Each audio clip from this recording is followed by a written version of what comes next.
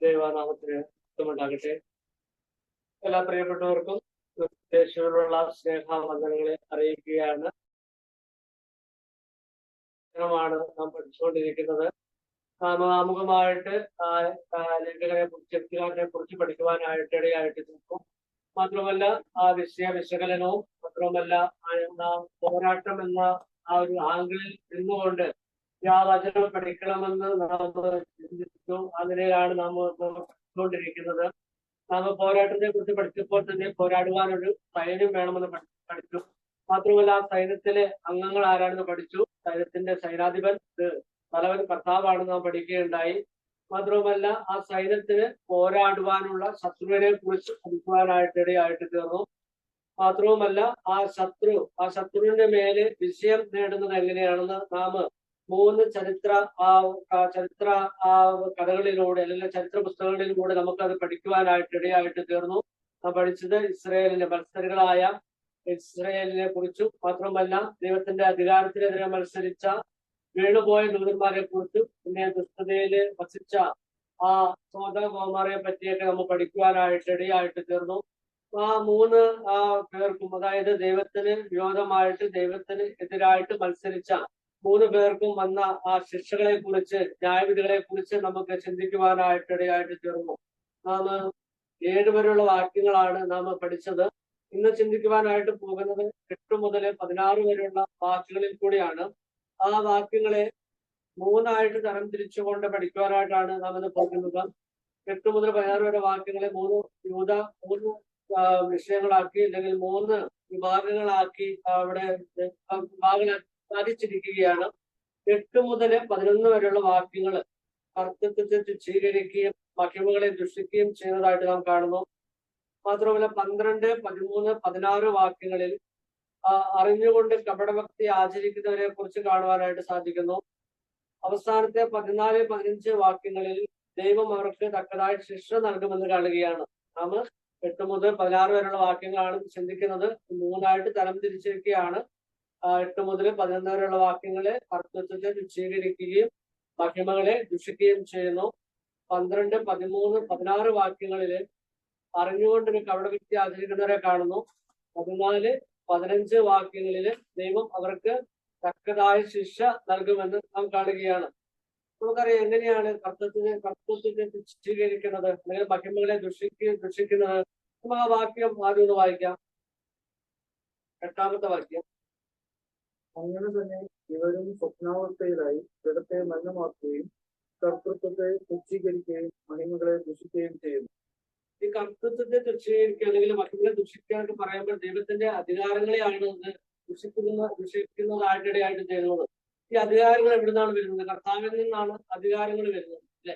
അധികാരം കർത്താവിൽ നിന്ന് വരികയാണ്. ഒരു രാജ്യമായിക്കോട്ടെ, വീടായിക്കോട്ടെ, സമൂഹമായിക്കോട്ടെ, അവിടുത്തെ നായകത്വം വഹിക്കേണ്ടത് ആരാണെന്ന് തീരുമാനിക്കുന്നത് കർത്താവാണ്. സഭയുണ്ടാക്കിയത് കർത്താവാണ്, അല്ലെ? വീടുണ്ടാക്കിയത് കർത്താവാണ്. ഒരു രാജ്യം, സഭ അതൊക്കെ ഉണ്ടാക്കിയത് കർത്താവാണ്. ആ നിലയിൽ അവിടുത്തെ അധികാരങ്ങളും ആ കർത്താവിന് ഉള്ളതാണ്, അല്ലെ?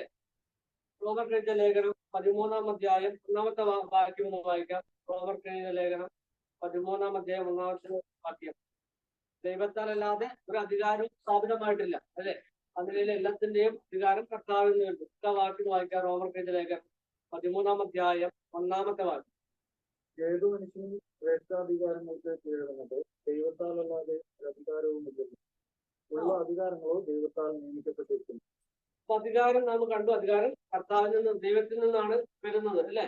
എന്നാല് വിശ്വാസി ത്യാഗികളായ അല്ലെങ്കിൽ അധികാരത്തിനും കർത്തൃത്വത്തിനും മഹിമകൾക്കും വിധേയപ്പെടാത്ത ആളുകളെ കുറിച്ച് ചിന്തിക്കുമ്പോൾ ഇവര് അധികാരത്തെ ദുഷിക്കുക അല്ലെ ത്യജിച്ചു കളയുന്ന ഒരു അനുഭവത്തിൽ കൂടിയാണ് കടന്നത്. അവർക്ക് ഒരിക്കലും ശിക്ഷാവധി വരാതിരിക്കുകയില്ല എന്ന് നാം പഠിച്ചു. അല്ലെങ്കിൽ ഇതിനു മുൻപുള്ള വാക്യങ്ങളില് ദൈവത്തിന് വിരോധമായിട്ട്, ദൈവത്തിന്റെ വചനത്തിന് വിരുദ്ധമായിട്ട്, കൽപ്പനകൾക്ക് എതിരെ പ്രവർത്തിക്കുന്നവർക്കുള്ള ശിക്ഷ നേരത്തെ എഴുതി വെച്ചിരിക്കുന്നു എന്ന് മുൻപുള്ള വാക്യങ്ങളിൽ കൂടി കാണുവാനായിട്ട് സാധിച്ചു.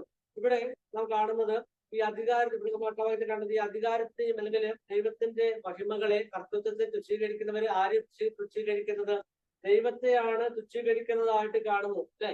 ദൈവത്തിൽ നിന്ന് അധികാരങ്ങൾ വരുന്നത് കൊണ്ട് നാം ആരെയാണ് നാം ആർക്ക് കീഴ്പ്പെട്ടിരിക്കണം? ആ അധികാരത്തിന് നാം ഓരോരുത്തരും കീഴ്പ്പെട്ടിരിക്കണം അല്ലെ? കാരണം നാം പറയുന്ന അല്ലെങ്കിൽ നാം ചെയ്യുന്ന ഓരോ കാര്യത്തിലും ദൈവസന്നിധിയില് കണക്ക് ബോധിപ്പിക്കേണ്ടി വരും അല്ലെ? നമുക്ക് കിട്ടിയ അധികാരങ്ങൾക്കും നാം ആ നിലയിൽ കണക്ക് ബോധിപ്പിക്കേണ്ടതായിട്ട് വരും. നമ്മൾ ഇന്ന് തിരിഞ്ഞു നോക്കുമ്പോൾ ഈ അധികാരത്തിന് കീഴ്പ്പെടാത്ത ആളുകളാണ് ആ അധികാരത്തിന് കീഴിൽ ഇരിക്കുന്നതെന്ന് കാണുവാനായിട്ട് സാധിക്കുന്നു.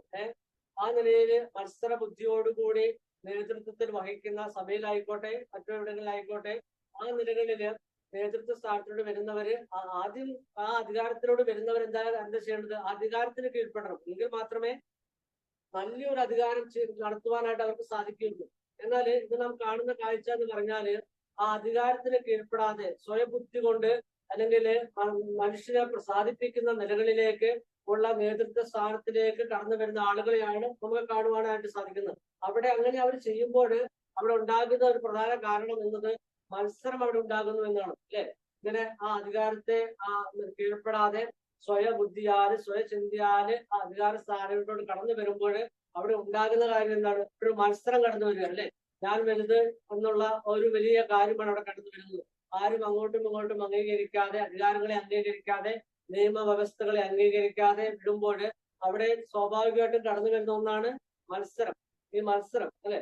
ഈ മത്സരം കടന്നു വരുമ്പോൾ നാം ഈ മുൻപോട്ടുള്ള വാക്യങ്ങളിൽ പഠിക്കുമ്പോൾ ചിന്തിക്കുവാനായിട്ട് പോകുമ്പോൾ ഒരു മത്സരത്തിൽ കൂടിയാണ് ദൈവത്തിന് വിരോധമായിട്ട് ചിന്തിക്കുന്നത് പ്രവർത്തിക്കുന്നത് കാണുവാനായിട്ട് സാധിക്കും. നാം മുമ്പുള്ള ആ ചരിത്ര സംഭവങ്ങൾ പഠിച്ചപ്പോൾ അവിടെയും ആ ദൈവത്തിനെതിരായുള്ള മത്സരമാണ് നാം കണ്ടത്. ഇസ്രായേലിന്റെ മത്സരം, അതുപോലെ വീണുപോയ ദൂതന്മാരുടെ മത്സരം, സോദോമും ഗോമോറയുടെ മത്സരമൊക്കെയാണ് നാം കണ്ടത്.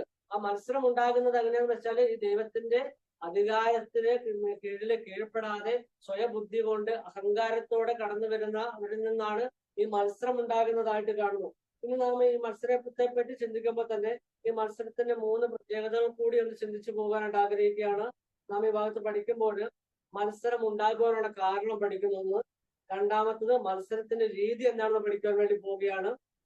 3 മത്സരത്തിന്റെ ഫലം അല്ലെങ്കിൽ മത്സരത്തിന്റെ ആ പ്രത്യാഘാതം, ഏറ്റവും അവസാനം ഉണ്ടാകുന്ന പ്രത്യാഘാതം എന്താണെന്നുള്ള 3 കാര്യങ്ങളെ ചൂണ്ടിക്കാണിച്ചുകൊണ്ട് മുമ്പോട്ട് പോകാനായിട്ട് ആഗ്രഹിക്കുകയാണ്. ബാക്കി വെട്ടൊന്നുകൂടെ വായിക്കാം. അവിടെ നമുക്ക് ആ കാരണം പരിചയപ്പെടാനായിട്ട് പോവുകയാണ്. മത്സരം ഉണ്ടാകുവാനുള്ള ഒരു കാരണം അവിടെ കാണുവാനായിട്ട് പോവുകയാണ്. അങ്ങനെ തന്നെ ഇവരും സ്വപ്നാവസ്ഥയിലായി ജഡത്തെ മലിനമാക്കുകയും കർത്തൃത്വത്തെ തുച്ഛീകരിക്കുകയും മഹിമകളെ തുച്ഛീകരിക്കുകയും ചെയ്യും. ഈ കർത്തൃത്വത്തെ തുച്ഛീകരിക്കുകയും കാണുന്ന മഹിമകളെ തുച്ഛീകരിച്ച് മത്സരത്തിലേക്ക് പോകാനുള്ള ഒന്നാമത്തെ കാരണമായിട്ട് നാം കാണുന്നത് അവര് സ്വപ്നാവസ്ഥയിലായി എന്ന് പറഞ്ഞാല് അവര് യഥാർത്ഥമായ ഒരു ജീവിതത്തിലല്ല ആയിരിക്കുന്നത്. സ്വപ്നാവസ്ഥയിൽ എന്ന് പറയുമ്പോൾ അത് എന്താ പറയാ, നാം ആദ്യം ചിന്തിച്ചു നാം പോരാടുവാനുള്ള ഒരു വ്യക്തിയെ എപ്പോഴും ഉണർന്നിരിക്കണം, ജാഗ്രതയോടെ നിർമ്മതരായിട്ടിരിക്കണം എന്നൊക്കെ നാം പഠിച്ചായിരുന്നു. ആ നിലയിൽ നിൽക്കുമ്പോൾ തന്നെ ഇവിടെ മറ്റൊരു കൂട്ടരെ നാം പരിചയപ്പെടുകയാണ്. സ്വപ്നാവസ്ഥയിലായ ആളുകള്. അവർ സ്വപ്നാവസ്ഥയിലായപ്പോൾ അവിടെ യഥാർത്ഥ ജീവിതത്തിൽ നിന്ന് മാറി സ്വയമായിട്ടുള്ള ചിന്തകൾ കൊണ്ട് മുൻപോട്ട് പോകുന്ന അല്ലെങ്കിൽ സ്വയമായ പ്രവൃത്തികൾ കൊണ്ട് മുൻപോട്ട് പോകുന്ന ഒരവസ്ഥയിലേക്ക് പോകുന്ന ആളുകളെ നാം കാണുകയാണ്. അപ്പൊ അവരങ്ങനെ ആ സ്വപ്നാവസ്ഥയിൽ നമുക്കറിയാം, നമ്മൾ ആദാമും ഹവ്വയൊക്കെ പഠിക്കുമ്പോൾ അവിടെ ഒന്ന് വായിക്കാം. ഉൽപ്പത്തി പുസ്തകം 3-ാം അധ്യായം 5-ാമത്തെ വാക്യം. ഈ സ്വപ്നാവസ്ഥയിൽ ജീവിക്കുമ്പോൾ നാം ഒരു യാന്ത്രികമായ നിലയിലോട്ടാണ് കടന്നു പോകുന്നത്. യാന്ത്രികമായ നിലയിൽ കടന്നു പോകുമ്പോൾ ആ ദൈവത്തെ പോലും മറന്ന് നമ്മൊരു ഉറക്കത്തിന്റെ അവസ്ഥ അങ്ങനെ വരുമ്പോൾ അവിടെ പിശാച് ഇടപെടുവാനായിട്ട് ഇടയായിട്ട് തരും. നമുക്കത് വായിക്കാം. ഉൽപ്പത്തി പുസ്തകം 3-ാം അധ്യായം 5-ാമത്തെ വാക്യം. നാളിൽ തന്റെ കണ്ണ് തുറക്കുകയും നിങ്ങൾ നന്മതിന്മകളെ അറിയുന്നവരായി ദൈവത്തെ പോലെ ആദ്യം ചെയ്യും എന്ന് ദൈവം അറിയുന്നു എന്ന് പറഞ്ഞു. അവിടെ ആദാമും ഹവ്വയും ഒരു റിയാലിറ്റിയിൽ നിന്ന് മാറി ഒരു സ്വപ്നാവസ്ഥയിലേക്ക് പോകുന്ന ഒരു കാഴ്ച നമുക്ക് കാണുവാനായിട്ട് സാധിക്കുന്നു. അവരുടെ ആ ദൈവത്തിന്റെ ചിന്തയൊക്കെ മാറി അവരൊരു സ്വപ്നാവസ്ഥയിൽ അല്ലെങ്കിൽ ദൈവത്തെ വേറൊരു ജീവിതം കാഴ്ചവെക്കുമ്പോൾ അവിടെ ആ പിശാച് ഇടപെടുന്നതായിട്ട് കാണും. പിശാച് അവരോട് പറയുകയാണ്, ദൈവത്തെ പോലെ ആകും അല്ലെങ്കിൽ നന്മ തിന്മകളെ തിരിച്ചറിയാനായിട്ട് നിങ്ങൾ പോവുകയാണ്. ഇപ്പോൾ ഈ പണം കഴിച്ചാൽ ഒരു പ്രലോഭന അവസ്ഥയിലേക്ക് ആ ആദാമിനെയും ഹവ്വയെയും ഇവിടെ പിശാച് കൊണ്ടുപോവുകയാണ്. യഥാർത്ഥത്തില് ദൈവം അവർക്ക് ഈ കാര്യങ്ങളൊക്കെ മുൻകൂട്ടിയാണ്. അവരൊരു സ്വപ്നാവസ്ഥയിലായപ്പോൾ അവര് ആ ദൈവത്തിന്റെ ചിന്തയൊക്കെ വിട്ട് വേറൊരു തലത്തിലോട്ട് കടന്നു ചെന്നപ്പോൾ അവിടെ ആ പിശാച് അവരെ വേറൊരു തലത്തിലേക്ക് കൊണ്ടുപോവുകയാണ്. കാരണം ഇവരിപ്പോ സ്വപ്നാവസ്ഥയിലാണ്. അവസ്ഥയിലായ വ്യക്തികളോട് ചിലപ്പോ എന്ത് പറഞ്ഞാലും വിശ്വസിക്കുക. അവര് റിയാലിറ്റിയിലല്ല, അവര് വേറൊരു ലോകത്തിലോട്ട് പോവുകയാണ്. നമുക്കറിയാം ഈ യഥാർത്ഥത്തിലല്ലാതെ സ്വപ്നലോകത്തിൽ ജീവിക്കുന്ന ആളുകളെ ആ പിശാച് കൂടുതലായിട്ട് പോസ്റ്റ് പറഞ്ഞ് അല്ലെങ്കിൽ പിശാചിന്റെ വഴികളിലേക്ക് വഴിതിരിച്ച് വ്യതിചലിച്ച് കൊണ്ടുപോകുവാനുള്ള ചാൻസ് വളരെ കൂടുതലാണ്. അവരാദ്യം ചെയ്യുന്നത് എന്താണെന്ന് പറയുക, പിശാച് ആദ്യം ഇങ്ങനെ സ്വപ്നാവസ്ഥയിലായ ആളുകൾക്ക് ആദ്യം ചെയ്യുന്നത് അവരുടെ അഹന്തയ്ക്ക് മൂർച്ച കൂട്ടുക എന്നുള്ള ഒരു കാര്യമാണ് പിശാച് ആദ്യം ചെയ്യുന്നത്. അത് തന്നെയാണ് നമുക്കിവിടെ കാണുവാനായിട്ട് സാധിക്കുന്നത്. പിശാച് ആദ്യം ഇവിടെ ചെയ്യുന്നത്, നിങ്ങൾ ഇത് കഴിച്ചാല് ദൈവത്തെ പോലെയാകും, നന്മജന്മങ്ങളെ വേർതിരിച്ച് അറിയാൻ കഴിയും എന്ന നിലയിൽ അവരുടെ ഉള്ളിലെ ഒരു അഹന്തയെ പുറത്തു ചാടിക്കുവാനുള്ള ഒരു തന്ത്രപരമായ നീക്കത്തിലൂടെ പിശാച് കടന്നു ചെല്ലുകയാണ്. അല്ലെ, ആ പിശാച് അതിൽ വിജയിക്കുകയും ചെയ്തു. അല്ലെ, കാണുന്നത് അവര് ആ കാര്യത്തിൽ പിശാച് വിജയിച്ചതായിട്ട് നമുക്ക് കാണുവാനായിട്ട് സാധിക്കുന്നു. നമുക്കറിയാം ഇന്നത്തെ ലോകത്തേക്ക് നാം തിരിഞ്ഞു നോക്കുമ്പോൾ പിശാച് നമ്മയും ചിലപ്പോൾ ഇങ്ങനെയൊക്കെ വഴിതെറ്റിച്ച് വിടുവാനായിട്ട് സാധ്യത വളരെ കൂടുതലാണ്.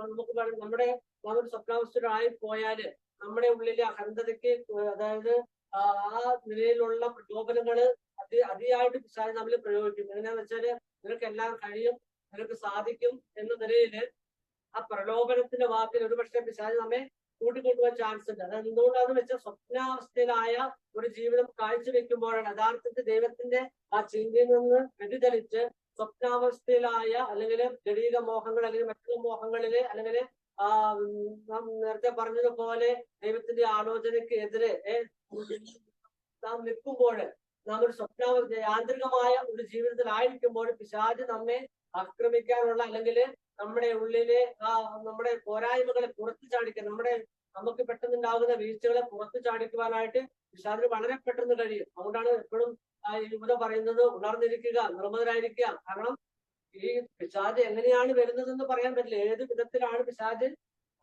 നുഴഞ്ഞു കയറി വരുന്നതെന്ന് ഒരിക്കലും പ്രവചിക്കുവാനായിട്ട് പറ്റില്ല. ആ നിലയില് പിശാച് നുഴഞ്ഞു വരാതിരിക്കണമെങ്കിൽ നാം ഉണർന്നിരിക്കണം, ജാഗ്രതയുള്ളവരായിരിക്കണം. നാം ഒരു സ്വപ്നാവസ്ഥയിലോട്ട് പോകാനായിട്ട് ഇടയായിട്ട് തീരരുത്. കർത്താവ് നമ്മളിൽ നിന്ന് ആഗ്രഹിക്കുന്നത് അത് തന്നെയാണ്, ഉണർന്നിരിക്കണം എന്നുള്ളതാണ്. നമുക്ക് 10-ാം വാക്യം ഒന്ന് വായിക്കാം. ഇവരോ തങ്ങൾ അറിയാത്തതെല്ലാം ബുദ്ധിയില്ലാത്ത മൃഗങ്ങളെ പോലെ സ്വാഭാവികമായി ഗ്രഹിക്കുന്നവയൊക്കെയും തങ്ങളെ തന്നെ വഷളാക്കും. നാം 8-ാം വാക്യത്തില് സ്വപ്നാവസ്ഥയിലായ കാര്യം പറഞ്ഞു. ഈ 10-ാം വാക്യത്തില് അവിടെ പറയുകയാണ് തങ്ങൾ അറിയാത്തത്, അല്ലെ, അറിയാത്തത് പ്രയോഗം കാണുവാനായിട്ട് സാധിക്കാതെ എന്ന് പറഞ്ഞാല് ആ പ്രയോഗം നാം വളരെ ശ്രദ്ധിക്കണം. തങ്ങൾ അറിയാത്തത് ദുഷിക്കുന്നു. സ്വപ്നാവസ്ഥയിലായ ആൾക്കാർക്ക് മാത്രമാണ് അങ്ങനെ ചെയ്യുവാനായിട്ട് സാധിക്കുന്നത്. ഉണർന്നിരിക്കുന്നവർക്ക് എല്ലാം അറിയുവാനായിട്ട് സാധിക്കും. എന്നാല് സ്വപ്നാവസ്ഥയിലായിരിക്കുന്ന ആളുകളെ കുറിച്ച് ഇവിടെ പറയുകയാണ് അവരറിയാത്തത് ദുഷിക്കുന്നു. അല്ലെ, അങ്ങനെയാണ് നാം സ്വപ്നാവസ്ഥയിലായി കഴിയുമ്പോൾ നാമും അതുപോലെ പെരുമാറുന്ന നിലകളിലേക്ക് പോകും. അല്ലെ, അജ്ഞരായിട്ട് അല്ലെങ്കിൽ ജ്ഞാനമില്ലാത്തവരായിട്ട് അറിവില്ലാത്തവരായിട്ട് പോകുവാനുള്ള ചാൻസ് വളരെ കൂടുതലാണ്. അതുകൊണ്ട് നാം എപ്പോഴും ഉണർന്നിരിക്കണം. നമുക്കിവിടെ കാണുകയാണ് സ്വപ്നാവസ്ഥയിലെ ആളുകൾ എന്താ പറയുന്നതെന്നും എന്താ ചെയ്യുന്നതെന്നും ഒരു പിടിയും ഉണ്ടാകുകയില്ല. അല്ലെ, ഇങ്ങനെയുള്ള ആളുകളെ കുറിച്ച് പൗലോസ് എന്താണ് പറയുന്നത് നമ്മൾ നോക്കാം. 1 തിമോഥെയോസ് 1-ാം അധ്യായം 7-ാമത്തെ വാക്യം. സ്വപ്നാവസ്ഥയിലായ ആളുകളെ കുറിച്ച് അവിടെ പൗലോസ് പറയുന്നത് നമുക്ക് കാണാം. 1 തിമോഥെയോസ് 1-ാം അധ്യായം 7-ാമത്തെ വാക്യം.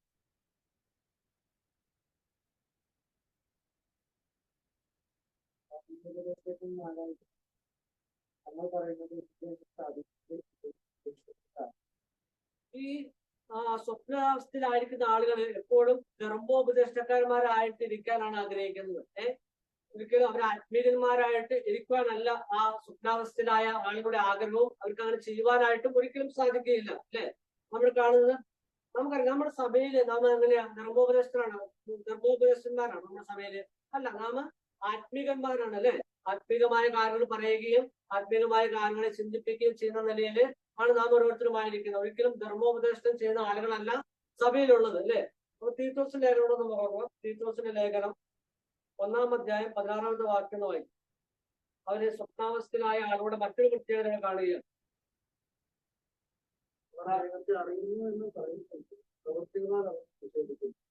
അവർ അടയ്ക്കപ്പെട്ടവരും. ഇവിടെ പറയുന്നത് അറിയുന്നു എന്ന് പറയുന്നെങ്കിലും അവരെ നിഷേധിക്കുന്നു. കാരണം അവർ പറയുന്നത് മറ്റൊന്ന്, സ്ഥാപിച്ചെടുക്കുന്നത് വേറൊന്ന്. സ്വപ്നാവസ്ഥയിലായ ആളുകളുടെ പ്രത്യേകതയാണ് നമുക്കിവിടെ കാണുവാനായിട്ട് സാധിക്കുന്നത്. സ്വപ്നാവസ്ഥയിലായിട്ട് തങ്ങൾ അറിയാത്തതിനെല്ലാം ദുഷിക്കുകയും ഞങ്ങൾ ഒന്നും അറിയാൻ പാടില്ലാത്തവരെ പോലെ പ്രവർത്തിക്കുകയും ചെയ്യുന്ന ആൾക്കാരാണ്. അവർ പറയുന്നതൊന്ന് മറ്റൊന്ന് പ്രവർത്തിക്കുന്നത് വേറൊന്നാണ്. അല്ലെ?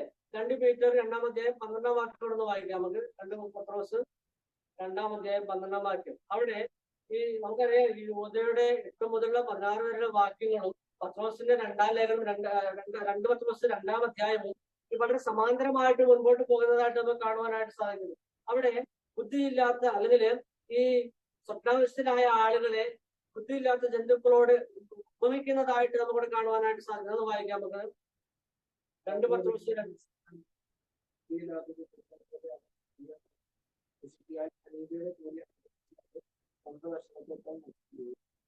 അവിടെ പറയുകയാണ് ബുദ്ധിയില്ലാത്ത ജന്തുക്കൾ അല്ലെ. സ്വപ്നാവസ്ഥരായ ആളുകളെ കുറിച്ചാണ് ഇത് പറയുന്നത്. ബുദ്ധിയില്ലാത്ത ജന്തുക്കൾ അല്ലെ. പത്രോസ് പറയുക സ്വപ്നാവസ്ഥരായ ആളുകളെ 2 മൃഗങ്ങളോട് അല്ലെ 2 ജന്തുക്കളോട് പത്രോസ് മോഹിക്കുന്നുണ്ട്. അവിടുത്തെ 2 പത്രോസ് 2:22 ഈ സ്വപ്നാവസ്ഥരായ ആളുകളെ 2 മൃഗങ്ങളിലേക്ക് താരതമ്യം ചെയ്യുന്നത് ഉപമിക്കുന്നതായിട്ട് നമുക്ക് കാണുവാനായിട്ട് സാധിക്കും. അതുകൊണ്ടൊന്ന് വായിക്കാം.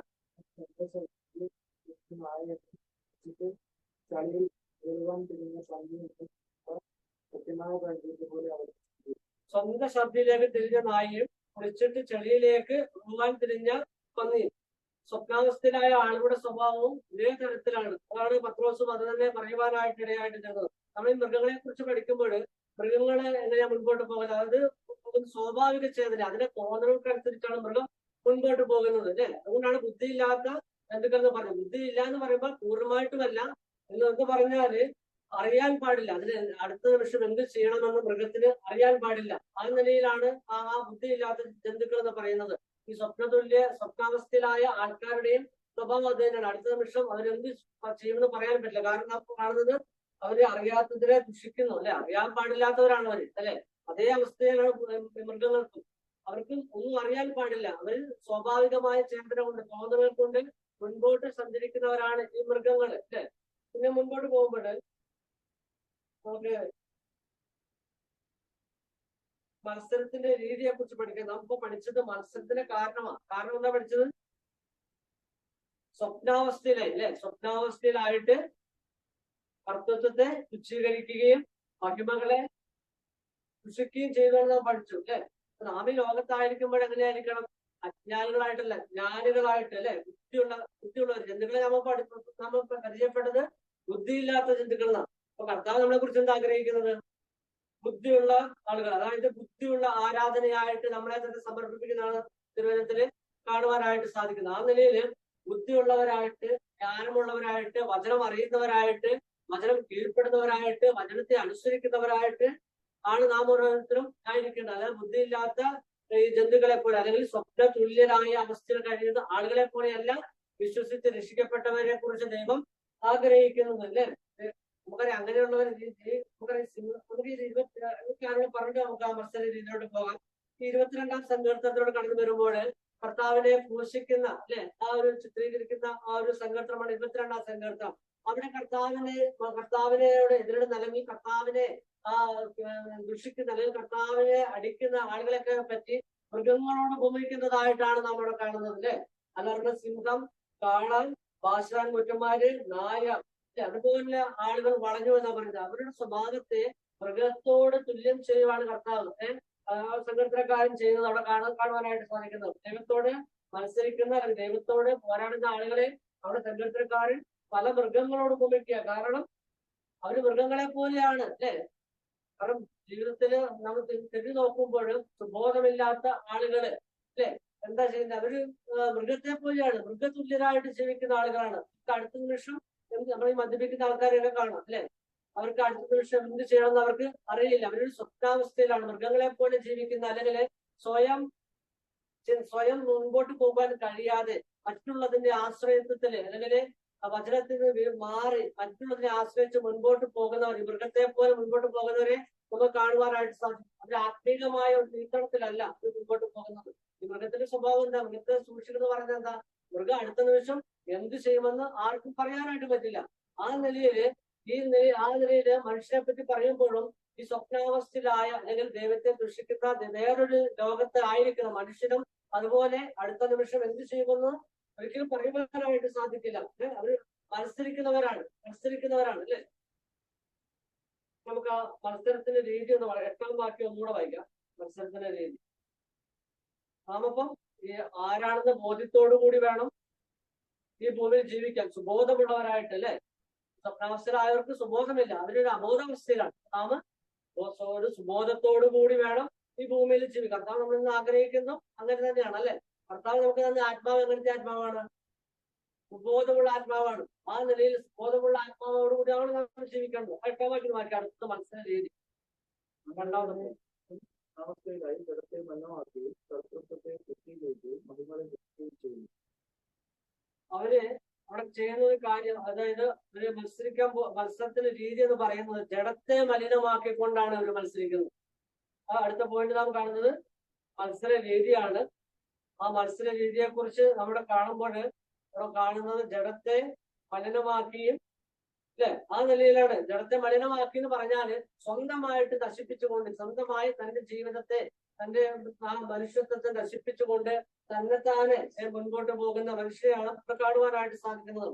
അവരുടെ ചിന്ത അവർ മുൻപോട്ട് പോകുന്നതെന്നാണ്. എന്നാൽ യഥാർത്ഥത്തില് അവർ നാശത്തിലേക്കാണ് പോകുന്നത് എന്നാണ് നമുക്കിവിടെ കാണുവാനായിട്ട് സാധിക്കുന്നത്. സ്വന്തം മലിനപ്പെടുത്തുന്ന അവസ്ഥ അല്ലെ, സ്വയം നശിപ്പിക്കുന്ന അവസ്ഥയിലാണ് അവർ മുൻപോട്ട് പോകുന്നത്.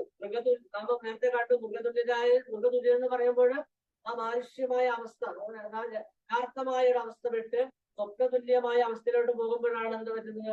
ആ മൃഗത്തിന്റെ അവസ്ഥയിലേക്ക് അല്ലെ, വേറൊരു നിയന്ത്രണത്തിലേക്ക് പോകുന്നത്. ഇവിടെ നാം കാണുന്നത് ജഡം മലിനമാണ് എന്ന് പറഞ്ഞാൽ ജഡത്തിന്റെ മോഹങ്ങള് അല്ലെ, ജഡത്തിന്റെ മോഹങ്ങളെ കൊണ്ട് ആത്മനിയന്ത്രണം നഷ്ടപ്പെട്ടുകൊണ്ട് നിർവചനത്തിൽ നിന്ന് വാക്യം വായിക്കാം. സങ്കീർത്തനം 12:4 വായിക്കുന്നതിന് മുമ്പ് നാം ഇങ്ങനെയൊക്കെ ജീവിക്കുന്ന ആളുകളെ അല്ലെങ്കിൽ ഈ സ്വയം ഈ അഹന്തയോടെ അല്ലെങ്കിൽ സ്വയമായി നശിപ്പിച്ച് മുൻപോട്ട് പോകുന്ന ആളുകളുടെ ശരീരത്തിൽ നിന്ന് അവരെ ആ തെറ്റിലേക്ക് ആദ്യം നയിക്കാൻ അവരുടെ നാവാണെന്ന് നാവാണ് ഏത് മനുഷ്യനെയും പാപത്തിലേക്ക് അല്ലെങ്കിൽ ദൈവത്തെ ദുഷിക്കുന്ന എന്തുകൊണ്ടാണ്? നാവ് കൊണ്ടാണ് അല്ലെ. ആ നിലയിൽ അവർ പാപം ചെയ്യുമ്പോൾ അവര് പാപത്തിലേക്ക് തള്ളിവിടുന്നത് അവരുടെ നാവാണെന്ന് നാം മറന്നു പോകരുത്. ഏത് മനുഷ്യനെയും ആദ്യം പാപത്തിലേക്ക് തള്ളിവിടുന്നത് ഇതില് ആ നിലയിൽ മുൻപോട്ട് കൊണ്ടുപോകുന്ന മനുഷ്യന്റെ നാവാണ് അല്ലെ. ആ നാവിനെ കുറിച്ച് ഒന്ന് പറയാനാണ് ആഗ്രഹിക്കുന്നത്. സങ്കീർത്തനം 12:4 ഞങ്ങളുടെ നാവ് ഒന്ന് ജയിക്കും, ഞങ്ങളുടെ അധരങ്ങൾ ഞങ്ങൾക്ക് യജമാനൻ പറയും. കാണുകയാണ് ദുഷ്ടനെ കുറിച്ച്, അല്ലെങ്കിൽ ദൈവത്തെ ദുഷിക്കുന്ന, അല്ലെങ്കിൽ ഈ പാപത്തിൽ ജീവിക്കുന്ന, സ്വപ്നാവസ്ഥയിൽ ജീവിക്കുന്ന, സ്വയം മലിനപ്പെട്ട് ജീവിക്കുന്ന, സ്വയം നശിപ്പിക്കുന്ന ആളുകള് അവരുടെ നാവ് എങ്ങനെയുള്ളതാണെന്ന് നാം കാണുക. നമ്മൾ വായിക്കാതെ ഞങ്ങളുടെ നാവ് കൊണ്ട് ഞങ്ങൾ ജയിക്കും, ഞങ്ങളുടെ അധരങ്ങൾ ഞങ്ങൾക്ക് ഞങ്ങൾക്ക് യജമാനൻ അവർ പറയും. നമ്മുടെ യൂതയുടെ 8-10 വാക്യങ്ങൾ നോക്കുമ്പോൾ നമുക്ക് അതിന്റെ അവര് മഹിമകളെ ദുഷിക്കുന്നു അവർ 10-ാം വാക്യത്തോട് കടന്നു വരുമ്പോൾ അവരറിയാത്തതിനെല്ലാം ദുഷിക്കുന്നു. ഒന്നും മനസ്സിലാക്കിയിട്ടല്ല അവർ ദുഷിക്കുന്നത്. എല്ലാം അറിയാത്തതിനെ ചുരുക്കി ദുഷിക്കും എന്ന് പറഞ്ഞാൽ ദൈവദൂഷണം പറയുന്നു എന്നാണ് അതിന്റെ അർത്ഥം. ചുരുക്കി പറഞ്ഞാല് ദൈവത്തിനെതിരായിട്ട് അല്ലെങ്കിൽ ദൈവദൂഷണം ചെയ്യുന്ന ആളുകളാണ് എന്നാണ് നമുക്കിവിടെ കാണുവാനായിട്ട് സാധിക്കുന്നത്. പുറപ്പാട് പുസ്തകം നമുക്കറിയാം, കർത്താവ് പറഞ്ഞിട്ടാണ് എന്റെ നാമം വൃഥ എടുക്കരുത്. വൃഥ എടുക്കുക പറഞ്ഞാല് നാമകൊണ്ടും കർത്താവിന്റെ നാമം പലപ്പോഴും വൃഥ എടുക്കുന്നതായിട്ട് കാണുവാനായിട്ട് സാധിക്കുന്നു. അത് വൃഥ എടുക്കുന്നവര് ദൈവത്തെ തുച്ഛീകരിക്കുന്നവരാണ്, കർത്തൃത്വത്തെ തുച്ഛീകരിക്കുന്നവരാണ്, മഹിമകളെ തുച്ഛീകരിക്കുന്നവരാണ്, ദൈവകൽപ്പനകളെ പ്രമാണിക്കാത്തവരാണ്. നമുക്ക് പുറപ്പാട് പുസ്തകം 20-ാം അധ്യായം 7-ാമത്തെ വാക്യത്തിൽ വായിക്കാം. ദൈവത്തിന്റെ ഒരു കൽപ്പന നമുക്കവിടെ കാണാം. നമുക്ക് സുഭിതമായ വാക്യമാണ്, ബന്ധത്തില് പറഞ്ഞു പോകുന്നതേ ഉള്ളൂ. ദൈവമായ യഹോവയുടെ നാമം വൃഥ എടുക്കരുത്, തന്റെ നാമം വൃഥ എടുക്കുന്നവനെ യഹോവ ശിക്ഷിക്കാതെ വിടുകയില്ല. എന്റെ നാമം വൃഥ എടുത്താല് ശിക്ഷിക്കാതെ വിടുകയില്ല. ഇതിനു മുമ്പുള്ള ആൾക്കാരെ കുറിച്ച് പറഞ്ഞുകൊണ്ടിരിക്കുക. ദൈവത്തെ ദുഷിക്കുന്നവരെ, സ്വയം മലിനപ്പെടുത്തുന്നവരെ, കർത്തൃത്വത്തെ നിഷേധിക്കുന്നവരെ, സ്വീകരിക്കുന്നവരെ അവർക്ക് ഉള്ള ശിക്ഷ വരാതിരിക്കുകയില്ല അല്ലെ. ഇവരെ ശിക്ഷിക്കുമെന്ന് കാണിക്കുകയാണ് അല്ലെ. പാപം ചെയ്യുന്നവരെ കുറിച്ച് ദൈവവചനത്തെ ലഘുവായി എടുക്കുന്നതും ദൈവത്തിന്റെ കൽപ്പനകളെ വളരെ ലാളിത്യത്തോടു കൂടി എടുക്കുന്നവർക്ക് അതൊക്കെയും ഈ ദൈവത്തിന്റെ നാം വൃഥ എടുക്കുന്ന ആ പട്ടികയിലേക്ക് തീർച്ചയായിട്ടും വരും എന്ന് നമുക്ക് കാണുവാനായിട്ട് സാധിക്കുന്നു. സങ്കീർത്തനത്തിൽ തന്നെ 73-ാം അധ്യായം 9-11 വാക്യങ്ങൾ വായിക്കാം. അറിയാം, നാം പറയുന്നത് ഏത് നിസ്സാര വാക്കിനും ദൈവസന്നിധിയില് കണക്ക് ബോധിപ്പിക്കേണ്ടതായിട്ട് വരും. സങ്കീർത്തനം 73-ാം അധ്യായം 9-11 വാക്യങ്ങൾ വായിക്കാം. അവർ വായി ആകാശത്തോളം ഉയർത്തുന്നു, ഒരു നാവ് ഭൂമിയിൽ സഞ്ചരിക്കുന്നു. അതുകൊണ്ട് അവൻ തന്റെ ജനത്തെ ഇതിലേക്ക് തിരിക്കുന്നു. ദൈവം എങ്ങനെ അറിയുന്നു? അത്യുന്നതിന് അറിവുണ്ടോ എന്ന് അവർ പറയുന്നു. സമ്പത്ത് വർദ്ധിച്ചിട്ടുണ്ട്. സമ്പത്ത് വർദ്ധിപ്പിക്കുന്നതായിട്ട്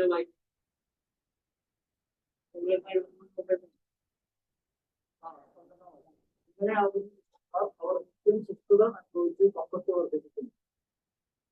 നാവ് കാണുന്നത് അവരുടെ നാവ് അവർ എന്തിനു വേണ്ടി ഉപയോഗിക്കുന്നതാണ്? സമ്പത്ത് വർദ്ധിപ്പിക്കാനായിട്ടാണ്. ആത്മീകമായ വർധനയ്ക്ക് വേണ്ടിയിട്ടല്ല സമ്പത്ത്. നമ്മൾ തിരിഞ്ഞു നോക്കുമ്പോൾ നമ്മുടെ സമുദായം ചർച്ചിന്റെ എടുത്ത് പറയുന്നില്ലെങ്കിലും ചില സുവിശേഷകര് ആ സ്വർഗത്തിലേക്ക് ആ കൈകൾ ഉയർത്തി അല്ലെങ്കിൽ നാം ഉയർത്തി സ്തോത്രം ചെയ്യുന്ന പ്രാർത്ഥിക്കുന്നതൊക്കെ നമുക്ക് കാണുവാനായിട്ട് സാധിക്കുന്നു. അവരവിടെ ചെയ്യുന്നത് എന്താ പറയാമോ? അതിനുശേഷം സംഭവിക്കുന്ന കാര്യങ്ങൾ അവരവരുടെ സമ്പത്ത് വർദ്ധിപ്പിക്കുന്നതായിട്ട് നമുക്ക് കാണുവാനായിട്ട് സാധിക്കും. നമ്മൾ കണ്ണു തുറന്ന് നോക്കിയാൽ നമുക്ക് കാണുവാനായിട്ട് സാധിക്കും.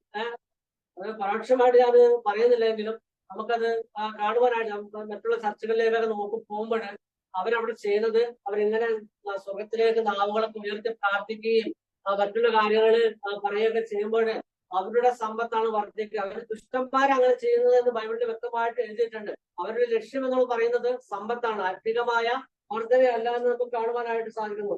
50-ാം സങ്കീർത്തനത്തിന് കൂടെ വായിക്കാം. 50-ാം സങ്കീർത്തനം അവിടെ ദൈവം ദുഷ്ടനോട് തിരിച്ചു ചോദിക്കുന്ന ചില ചോദ്യങ്ങൾ കാണുവാനായിട്ട് സാധിക്കുന്നു.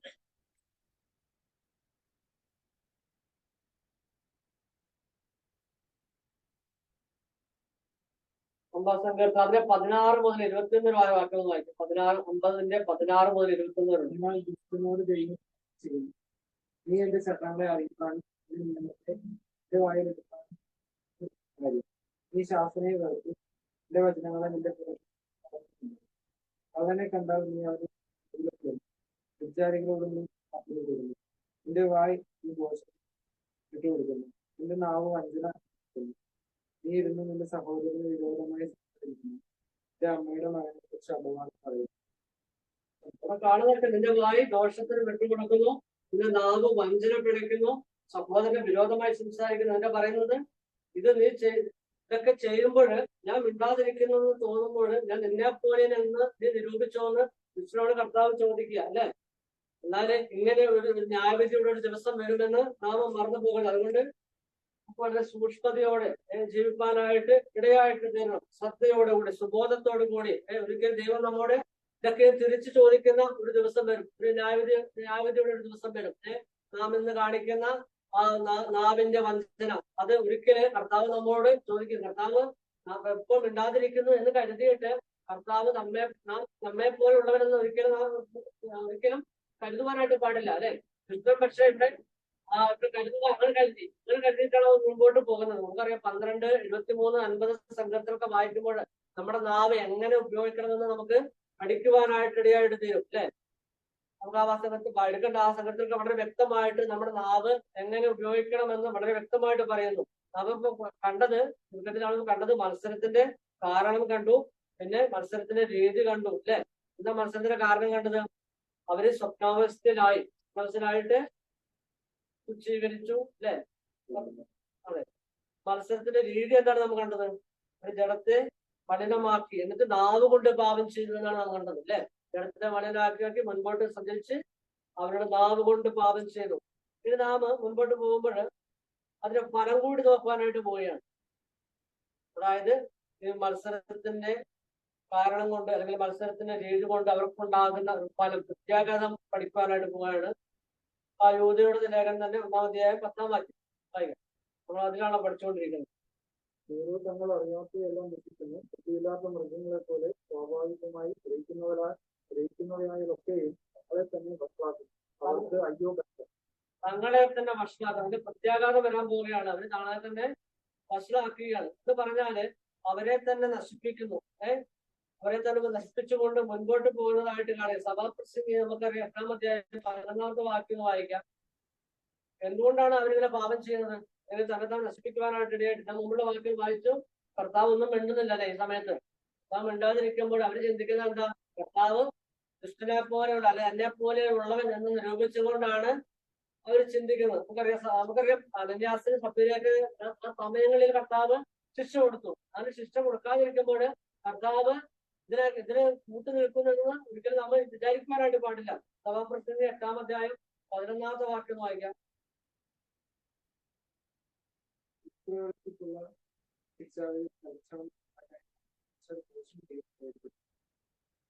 ഇവരിങ്ങനെ തെറ്റുകൾ ചെയ്ത് മുൻപോട്ട് പോകുവാനുള്ള കാരണം അവരുടെ ധാരണ കൊണ്ടാണ് അല്ലെ. എന്നാല് ഇവിടെ കാണുകയാണ് തൽക്ഷണം ശിക്ഷ നടക്കായ കൊണ്ട് മനുഷ്യൻ ദോഷം ചെയ്യാനായിട്ട് ധൈര്യപ്പെടുകയാണ് അല്ലെ. അങ്ങനെ ദൈവം ചെയ്യുന്ന അല്ലെ. എന്തുകൊണ്ട് ദൈവം അങ്ങനെ ചെയ്യാനുള്ള കാരണം? ദൈവം ക്ഷമയുള്ളവരാണ് അല്ലെ. ദൈവം ക്ഷമയുള്ളത് കൊണ്ടാണ് അപ്പൊ ഇപ്പോൾ. പക്ഷെ ഒരിക്കലും ശിക്ഷാവിധി വരാതിരിക്കുക. അത് ന്യായവിധി തീർച്ചയായും ഉണ്ട് അല്ലെ. നാവുകൾ കൊണ്ട് ദോഷം പറയുന്ന അല്ലെങ്കിൽ ഭക്ഷണത്വം ചെയ്യുന്നവർക്കുള്ള ശിക്ഷാവിധി നേരത്തെ തന്നെ എഴുതിയിരിക്കുന്നു അല്ലെ. നമുക്ക് കാണുവാനായിട്ട് സാധിച്ചു. ഓക്കെ, അതായത് നമ്മളിപ്പോ പറഞ്ഞ 3 കാര്യങ്ങളിൽ കൂടി ഉള്ള ഒരു ഉത്തരം അല്ലെങ്കിൽ അതൊരു മറുപടി നമുക്ക് അതിന്റെ 9-ാം വാക്യത്തിലോട്ട് കടന്നു വരുമ്പോഴാണ് കാണുവാനായിട്ട് സാധിക്കുന്നത്. 9-ാം വാക്യത്തിലോട്ട് നമുക്കറിയാം, ഇപ്രകാരം തങ്ങളെ തന്നെ മത്സരത്തിന്റെ പ്രത്യാഘാതം ചിന്തിച്ചുകൊണ്ടിരുന്നത്. പ്രത്യാഘാതം ചെയ്യുമ്പോൾ പ്രത്യാഘാതം എന്ന് പറയുന്നത് തന്നെ തന്നെ വഷളാക്കി മുൻപോട്ട് പോകുമ്പോൾ അവർക്ക് അവസാനമായിട്ട് അവരുടെ ജീവിതത്തിൽ വരുന്നത് എന്താണെന്ന് വെച്ചാൽ ദാഷ്ട്യത്തോടുള്ള സംസാരവും പെരുമാറ്റവും അഹങ്കാരത്തോടെയുള്ള കാര്യങ്ങളൊക്കെ അവരുടെ ജീവിതത്തിൽ വരുന്നത്. ഇതൊരു അപകട വഴിയാണെന്ന് നാം മറന്നു പോകരുത് അല്ലെ. അപ്പോൾ നമുക്കവിടെ മിഖായേലിന്റെ ജീവിതത്തിൽ മിഖായേലിന്റെ ഒരു സ്വഭാവത്തിൽ കൂടി നമുക്ക് ആ കാര്യങ്ങളെ പരിചയപ്പെടുവാനായിട്ട് ഇടയായിട്ട് തരും. അഹങ്കാരം മാറ്റി നിർത്തണം അല്ലെങ്കിൽ ആ ദാഷ്ട്യം മാറ്റി നിർത്തി നാം എങ്ങനെ പെരുമാറണമെന്ന് മിഖായേൽ നമുക്കിവിടെ കാണിച്ചു തരുന്നുണ്ട്. നമുക്കത് വാക്യം വായിക്കും. 9-ാമത്തെ വാക്യം.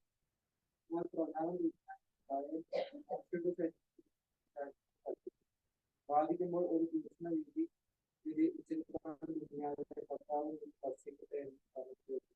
ഈ വാക്കിൽ അല്ലെങ്കിൽ മോശനെ പറ്റി വേറൊരു അധ്യായത്തിൽ തർക്കിച്ച കാര്യത്തെ പറ്റി കാണുവാനായിട്ട് കാണുന്നില്ല. അത് നമുക്ക് അതിന്റെ ഒരു ചെറിയ ചിന്ത പറയാം. അതിന് മുൻപ് ഇവിടെ മിഖായേൽ പറയുന്നത്, മിഖായേലിന്റെ വാക്കുകളുടെ ഒരു ലാളിത്യം കാണുകയാണ്.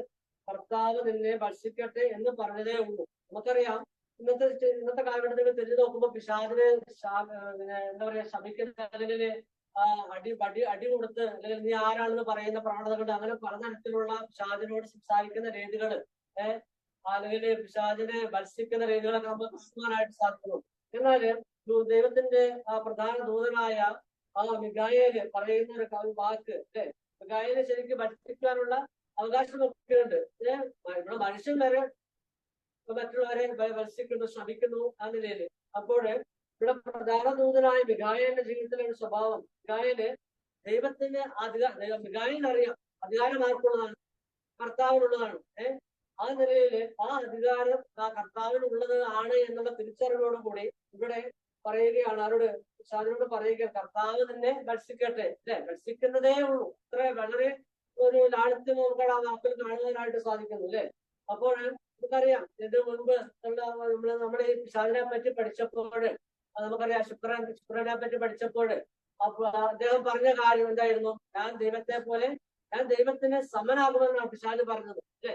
അങ്ങനെയാണ് നമ്മൾ പഠിച്ചത് അല്ലെ. മറന്നുപോയത്. നമുക്ക് ആ വാക്യം കൂടെ വായിക്കാം.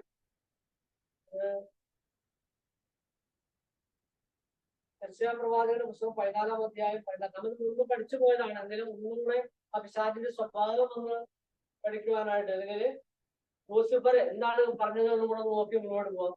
അപ്പോഴാണ് ഈ പ്രധാന ദൂതനായ മിഖായേലിന്റെ ഒരു സ്വഭാവത്തിന്റെ ആ വാക്കുകളുടെ ലാളിത്യം നമുക്ക് മനസ്സിലാക്കുവാനായിട്ട് സാധിക്കുന്നു. യശയ്യാപ്രവാചകന്റെ പുസ്തകം 14-ാം അധ്യായം 14.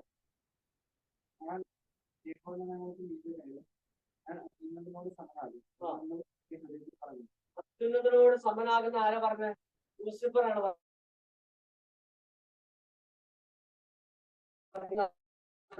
ആര് എന്നാണ്. മിഖായേൽ വാക്കിന്റെ അർത്ഥം ദൈവത്തെ പോലെ ആര്. അത് തീർച്ചയായിട്ടും ആര് തിരിച്ചറിഞ്ഞിട്ടുണ്ട്? മിഖായേൽ അത് തീർച്ചയായും അറിയാം. ദൈവത്തെ പോലെ വേറെ ആരുമില്ല.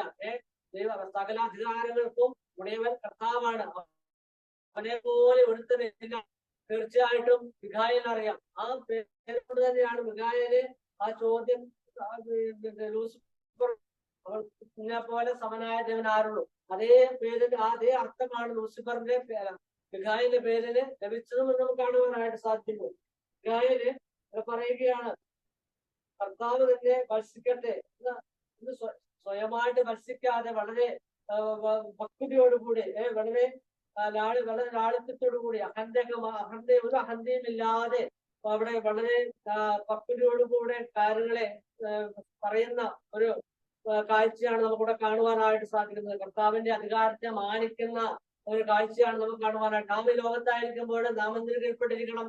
അധികാരങ്ങൾക്ക് കീഴ്പ്പെട്ടിരിക്കണം, ദൈവത്തിന്റെ കൽപ്പനകൾക്ക് കീഴ്പ്പെട്ടിരിക്കണം. നമുക്കറിയാം ദൈവസഭയ്ക്ക് ഒരു നിയമമുണ്ട്, ദൈവത്തെ പ്രമാണിക്കുവാൻ ഒരു നിയമമുണ്ട് അല്ലെ.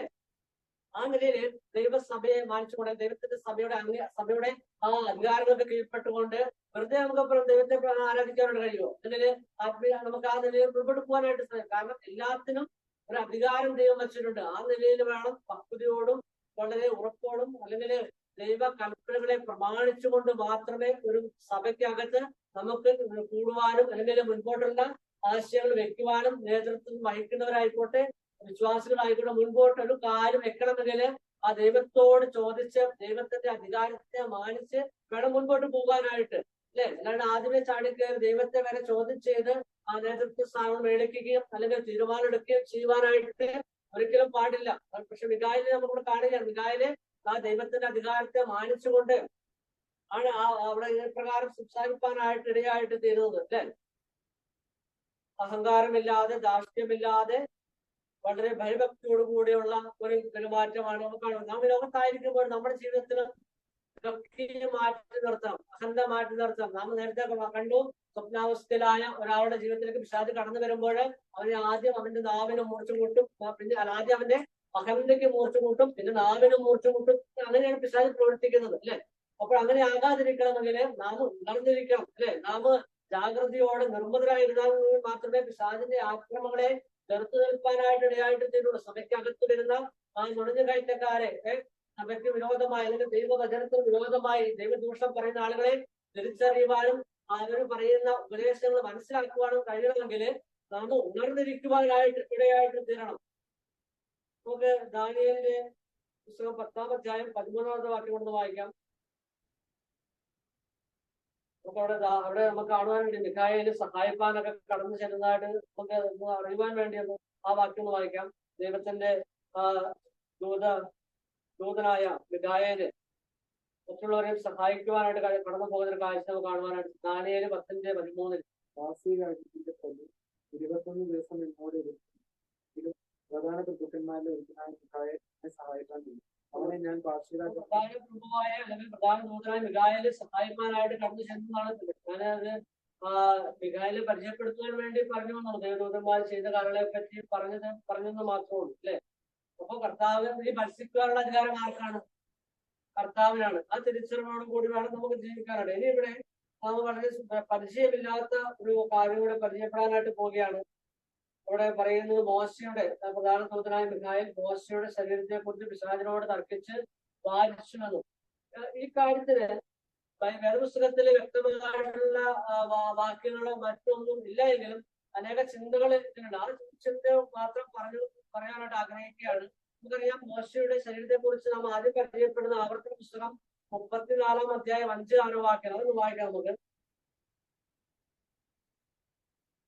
ആവർത്തന പുസ്തകം 34-ാം അധ്യായം 5-6 വാക്യങ്ങൾ. ഇങ്ങനെ യഹോവയുടെ ദാസനായ മൂസ യഹോവയുടെ വചനപ്രകാരം അവിടെ മോവാബ് ദേശത്ത് എതിരെയുള്ള താഴ്വര അവൻ അവിടെ അടക്കി അവൻ എന്ന് പറഞ്ഞ ആരെ കുറിച്ച? ദൈവം അല്ലെ. ദൈവമാണ് മോശയെ അടക്കിയതെന്ന് നമുക്കിവിടെ കാണുവാനായിട്ട് സാധിക്കുന്നു അല്ലെ. എന്നാൽ ഇതുവരെയും ശവക്കുട്ടിയുടെ സ്ഥാനം ആർക്കും കണ്ടുപിടിക്കുവാനായിട്ട് സാധിച്ചില്ല, അതോടെ രേഖപ്പെടുത്തിയിട്ടില്ല അല്ലെ. എന്നാല് നാം യൂതിലേക്ക് കടന്നു വരുമ്പോൾ ഒന്നാം വാക്കിൽ കാണുന്ന അടക്കുന്നതിന് മുമ്പ് തർക്കമുണ്ടായി എന്ന് നമ്മുടെ കാണുകയാണ് അല്ലെ. ഇവിടെ കാണുമായിരിക്കും അത് ശരീരത്തോട് തർക്കിച്ചു, പിശാചിനോട് തർക്കമുണ്ടായി വാദിച്ചു എന്ന് നമ്മുടെ ഈ വാക്യങ്ങളില് കാണുവാനായിട്ട് സാധിക്കുകയാണ്. അതിനൊരു ചിന്ത എന്ന് പറഞ്ഞാല് നമുക്കറിയാം, അത് ഇതിന്റെ വാക്യങ്ങൾ എന്ന് വെച്ചാൽ അത് വാക്യങ്ങളൊന്നുമില്ല, അതിലൊരു ചിന്ത, അനേക ചിന്തകളുണ്ട്. അതിലൊരു ചിന്തയാണ് ഇപ്രകാരമാണ്. അതായത് ഈ ഇസ്രായേൽ മക്കളുടെ ജീവിതത്തില് മോശക്കൊരു നേതൃത്വ സ്ഥാനമുണ്ട്, അല്ലെങ്കിൽ മോശ ഒരു വിമോചകനാണ് അവരുടെ ജീവിതത്തില്. അപ്പൊ തീർച്ചയായിട്ടും മോശ മരിച്ചു കഴിഞ്ഞാല് അവരുടെ ഇസ്രായേൽ മക്കളുടെ സ്വഭാവ രീതി അനുസരിച്ച് അന്നത്തെ കാലത്താണ് ചിലപ്പോൾ പിരമിഡ് ആയിരിക്കാം, അല്ലെങ്കിൽ ഒരു ഒരു ഒരു വിഗ്രഹം അല്ലെങ്കിൽ ഒരു പുണ്യ സ്ഥലം, ഒരു പുണ്യ ഭൂമി ഉണ്ടാക്കിയെടുക്കാനുള്ള സാധ്യത വളരെ കൂടുതലാണ്. കാരണം എന്താണെന്ന് വെച്ചാല് അവരുടെ രീതി അനുസരിച്ച് വിഗ്രഹം ഉണ്ടാക്കുന്ന രീതി ഒരു മുമ്പും ഉണ്ടായിട്ടുണ്ട്. ആ രീതി അനുസരിച്ച് അങ്ങനെ ആകാന് പിശാചിന്റെ ആഗ്രഹം എന്ന് പറയുന്നത് എന്താണ്? ഒരു വിഗ്രഹം ഉണ്ടാക്കണം, അതിന് ദൈവത്തിന്റെ ചിന്തയിൽ നിന്ന് വ്യതിചലിച്ച് ആ വിഗ്രഹത്തെ ആരാധിക്കണമെന്നാണ് പിശാചിന്റെ തന്ത്രം, അല്ലെ? ആ തന്ത്രത്തിന് വേണ്ടി ആയിരിക്കാം ഒരുപക്ഷെ അവിടെ പിശാച് ദൈവത്തോട് വാദിച്ച് ആ ശരീരത്തെ കുറിച്ച് വാദിക്കാനായിട്ട് ഇടയായിട്ട് തീർന്നത്. അവിടെ പിശാചിന്റെ ആഗ്രഹം എന്ന് പറയുന്നത് വിഗ്രഹാരാധനയാണ്, അല്ലെ? പിശാചിനെ എപ്പോഴും ആഗ്രഹിക്കുക ദൈവത്തെ ആരാധിക്കേണ്ടത് വിഗ്രഹത്തെ ആരാധിക്കണമെന്നാണ് പിശാചിന്റെ ചിന്ത. ആ നിലയിലായിരിക്കാം ഒരുപക്ഷെ അവിടെ ആ തർക്കം നടന്നതും കർത്താവ് അത് ഹൈഡ് ചെയ്ത് വെക്കാനുള്ള ഒരു കാരണം എന്നാണ് ചിന്ത. വേറെ കുറെ ചിന്തകളൊക്കെ ഉണ്ട്, എന്നാലും നമുക്ക് ചിന്തിക്കുവാനും ഗ്രഹിക്കുവാനും എളുപ്പത്തിലുള്ള ചിന്ത സ്വാഭാവികമായിട്ടും ഇത് തന്നെ ആണ്, അല്ലെ? നമ്മ ഈ വിഗ്രഹാരാധനയെ കുറിച്ച് പറയുമ്പോഴേ ഗ്രഹത്തെ കാണുന്നത് എന്താ പറയുന്നത്? അവിടെ ഒന്നുങ്ങളെ വിഗ്രഹം സൂക്ഷിച്ചു കൊള്ളുകയെന്നാണ് പറയുന്നത്, അല്ലെ? പക്ഷെ അങ്ങനെ ഒരു അവസരം സൃഷ്ടിക്കുവാനായിട്ട് പിശാച് കാത്തിരിക്കുകയാണ്, അങ്ങനെ വിഗ്രഹത്തെ ആരാധിക്കുവാനായിട്ട്, അല്ലെ? ഇനി നമുക്ക് മിഖായിലിന്റെ കാര്യമാണ് നാം പറഞ്ഞുകൊണ്ടിരിക്കുന്നത്. നാം പിശാചിനോട് എങ്ങനെ എതിർക്കണം? 1 പത്രോസ് 5:8-9 വാക്കുകൾ വായിക്കാം. ഈ വാക്കുകളൊക്കെ വായിക്കുമ്പോഴേ മോശയുടെ കാര്യമൊക്കെ പറഞ്ഞു ഇതിനോട് ബന്ധപ്പെട്ട് അല്ലെങ്കിലും ഇവിടെ പറഞ്ഞിരിക്കുന്ന കാര്യം കൊണ്ട് മാത്രമാണ് ആ മോശയുടെ കാര്യങ്ങളൊക്കെ പറയുവാനായിട്ട് ഇടയായിട്ട് തീർന്നത്. നമ്മുടെ വിഷയം എന്നുള്ളത് മത്സരത്തിന്റെ കാരണവും മത്സരത്തിന്റെ രീതിയും മത്സരത്തിന്റെ പ്രത്യാഘാതമാണ്. മാത്രമല്ല നമുക്ക് മിഖായേൽ ഒരു മാതൃക അവിടെ കാണിച്ചു തന്നിട്ടുണ്ട്. മാത്രമല്ല പിശാചിനോട് എങ്ങനെ എതിർക്കണമെന്ന് വേറൊരു വാക്യത്തിൽ കൂടി ഓർമ്മിപ്പിക്കുന്നു.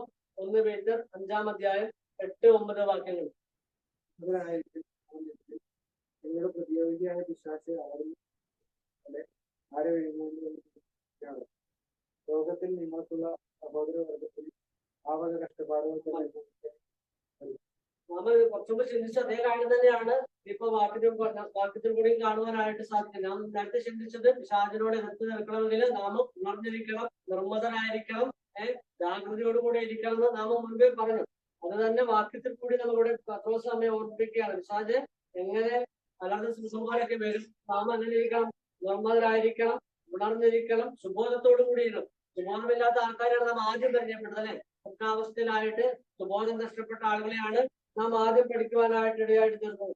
ഇനി നാം ഈ കുറച്ച് മിഖായേല് പത്സിക്കുന്നതായിട്ട് പറഞ്ഞു, ദൈവം പത്സിക്കട്ടെ എന്ന് പറഞ്ഞല്ലോ. അതുപോലെ ഇതിന് മുൻപുള്ള ഒരു അവസരത്തിൽ സെക്കരിയാവ് 3-ാം അധ്യായം 2-ാമത്തെ വാക്യത്തിലും നമുക്കവിടെ കാണുവാനായിട്ട് സാധിക്കുന്നുണ്ട് കർത്താവ് പത്സിക്കുന്ന ഒരു കാഴ്ച. സെക്കരിയാവ് 3-ാം അധ്യായം 2-ാമത്തെ വാക്യം. അവിടെ കാണുന്ന സാത്താൻ യഹോവ പിന്നെ ഭത്സിക്കുന്നു. അത് തീർച്ചയായും ആരും മനസ്സിലാക്കിയിരുന്നു, മിഖായേല് മനസ്സിലാക്കിയിരുന്നു. അതുകൊണ്ടാണ് മിഖായേൽ അവിടെ അങ്ങനെ പറഞ്ഞത്. കർത്താവ് തന്നെ ഭത്സിക്കാനുള്ള അല്ലെങ്കിൽ ആ നിലയില് പറയുവാനുള്ള അധികാരം ആർക്കാണ്? മിഖായേലിനാണ്, അല്ലെ? നാം ഈ വാക്കുകൾ അങ്ങോട്ടും ഇങ്ങോട്ടും പറയുന്നതിന് കാരണം അപ്രകാരം തന്നെയാണ് അവിടെ എഴുതിയിരിക്കുന്നത്. അതുകൊണ്ടാണ് ആ കോട്ട് ചെയ്യുന്ന രീതിയിൽ മാത്രം പറഞ്ഞുകൊണ്ട് ഈ മൂന്ന് വാക്കുകള് മുൻപോട്ട് പറഞ്ഞു പോകുന്നത്. സമയം ക്രമിച്ചുകൊണ്ട് ബാക്കി ഞങ്ങൾ 16 വാക്യങ്ങൾ ചിന്തിക്കാനായിട്ടാണ് ആഗ്രഹിച്ചിരുന്നത്. എന്നാൽ എടുക്കാൻ ഒരുപാട് സമയം മുൻപോട്ട് പോകുന്നതിനാൽ ഈ 3 വാക്യങ്ങളിൽ പറഞ്ഞുകൊണ്ട് ഇവിടെ അവസാനിപ്പിക്കാനായിട്ട് ആഗ്രഹിക്കുകയാണ്. നാം പ്രധാനം പഠിച്ചത് മത്സരത്തിന്റെ കാരണവും മത്സരത്തിന്റെ രീതിയും മത്സരത്തിന്റെ ഫലവുമായിരുന്നു, അല്ലെ? എന്തായിരുന്നു മത്സരത്തിന്റെ കാരണം? ഒരു സ്വപ്നാവസ്ഥയിലായി സുബോധം നഷ്ടപ്പെട്ടു, അല്ലെ? മത്സരത്തിന്റെ രീതി എന്തായിരുന്നു? ജഡത്തെ മലിനമാക്കി കർത്തവ്യത്തെ തുച്ഛീകരിച്ച് മഹിമയോടെ ദുഷിച്ച് മുൻപോട്ട് പോയി, അല്ലെ? മത്സരത്തിന്റെ ഫലം എന്തായിരുന്നു? അവരെ തന്നെ മലിനമാക്കി അവരെ തന്നെ നശിപ്പിച്ചുകൊണ്ട് ദൈവത്തിന്റെ അധികാരികളെയും ദുഷിച്ച്, അല്ലെ? നാമം കൊണ്ട് തെറ്റ് ചെയ്ത് പാപം ചെയ്ത് നാശത്തിലേക്ക് പോയ കാഴ്ചയാണ് നാം കണ്ടത്. അതിന്റെ പ്രത്യാഘാതം കണ്ടത്, അല്ലെ? നാം പഠിച്ചത് മിഖായേലിൽ നിന്ന് നല്ലൊരു പാഠവും പഠിക്കുവാനായിട്ട് ഇടയായിട്ട് അടുത്ത ക്ലാസ്സില് ഇങ്ങനെയുള്ളവർക്ക് ഇങ്ങനെയൊക്കെ ചെയ്യുന്ന ഈ മത്സരപ്രകാരം മത്സരിക്കുന്നവർക്കുള്ള ന്യായവിധി നമുക്ക് അടുത്ത ക്ലാസ്സിൽ പഠിക്കാം. എന്നതിനനുസരിച്ച് എല്ലാവർക്കും സ്നേഹത്തെ അറിയിക്കുന്നു. ദൈവനാമത്തിന്